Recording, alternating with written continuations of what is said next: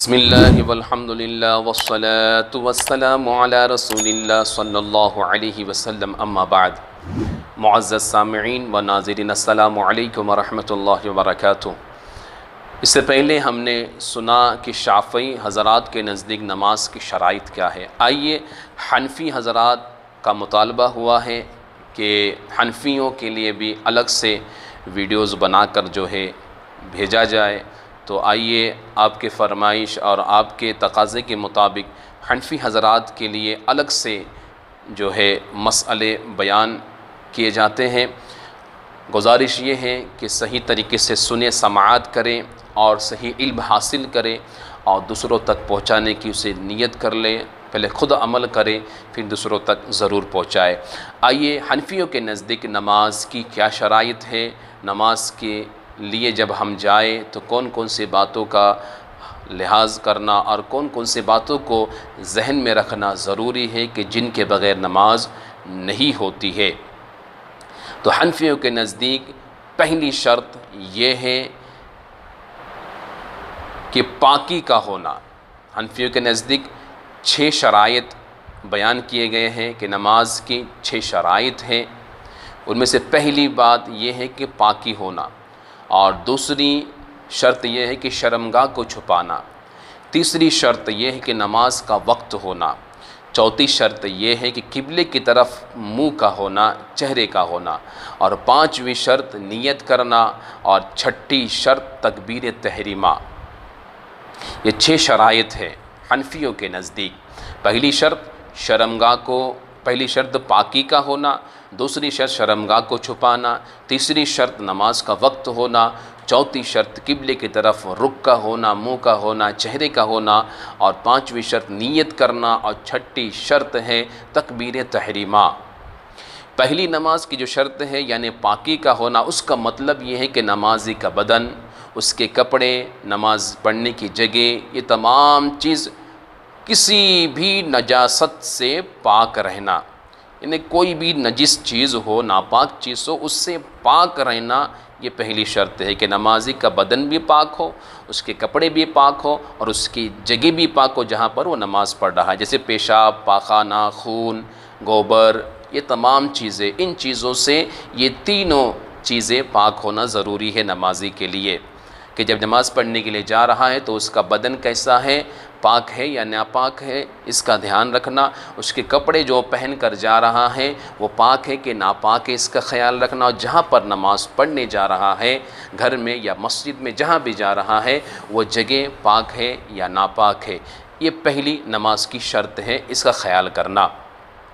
दूसरी शर्त यानी शर्मगाह छुपाना, उसका मतलब ये है कि मर्द का बदन ढका हुआ होना, औरत का बदन ढका हुआ होना, यानी कपड़े पहनना।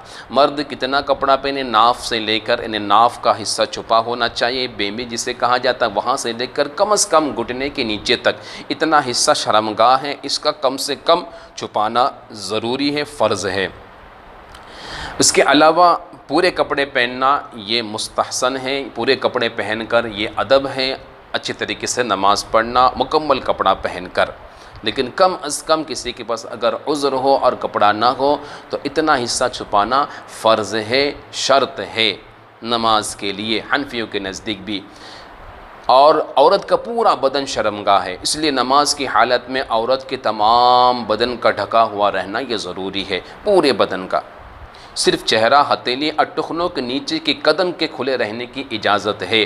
टुखनों लेकिन वो भी पर्दे के अंदर दाखिल है, यानी चेहरा और जो है हथेली और टुखने के नीचे का जो हिस्सा है पैर का, इतना हिस्सा, बाकी पूरा जिस्म जो है छुपाना शर्त है।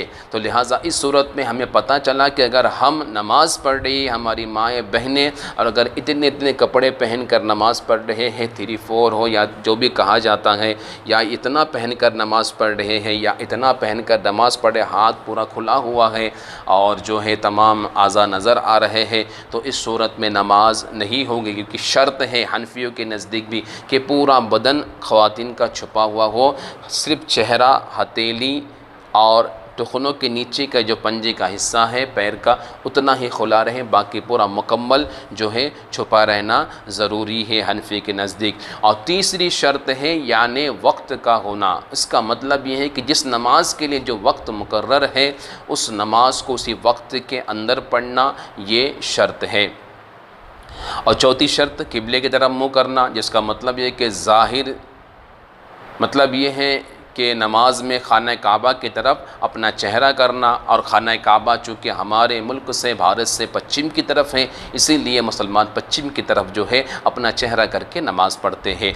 पाँचवीं शर्त नियत का होना, जिसका मतलब ये है कि जिस वक्त की जो नमाज फ़र्ज़ या वाजिब पढ़ रहा है या निफ़ल पढ़ रहा है या कज़ा पढ़ रहा है, जो भी नमाज़ पढ़ रहा है उसका दिल में पक्का इरादा करना और नियत करना, और फिर ज़बान से भी उसका इकरार कर लेना बेहतर है। लेकिन कम अज़ कम हनफियों के नज़दीक जो है दिल में पक्का इरादा होना चाहिए कि मैं अभी ज़ोहर की फ़र्ज़ नमाज़ पढ़ रहा हूँ या ज़ोहर की अगली पिछली सुन्नत नमाज़ पढ़ रहा हूँ, इसका पक्का इरादा दिल में होना, इसी को नियत कहते हैं।